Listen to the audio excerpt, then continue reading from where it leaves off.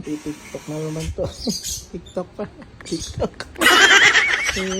Papakute to. Kala mo cute siya. Kala mo lululululu. Kala mo cute siya. Lulululu. Kala mo ba cute ka? Huwag ka magpanggap po.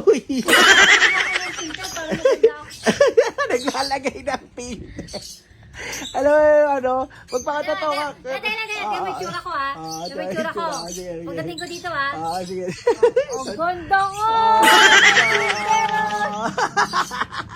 Magpakatotoo ka, huwag mong lagyan ng filter. Hindi ako mahilig sa filter. Ngayon lang ako Hindi mahilig. Ayan, puro ka filter. Huwag mo nilalagyan ng filter. Ayun o, ganyan. Dapat yan, natural lang. Kinukuha na kita. Natural lang. Yan yung natural na ganda mo. Bakit? Bakit? Minsan, alam mo, pag hindi ka tinabla ng filter, ibig sabihin, hindi ka talaga maganda. Hindi ka talaga, wala talagang tatalab sa'yo. Kung maganda ka na, Puro filter yung nga ina-upload. Hoy, tanga, walang filter yung ina-upload ko. Di ako Walang mahilig sa filter. filter. Pero pagdating sa TikTok, syempre nagpipilter ako. Huwag ka, Jinky. Tumigil Kaya ka. ba, doon na nga. Pinakikialaman mo na naman ako. Hindi ginagawa ko eh. Nagpo-promote ako. Sabi ka dyan.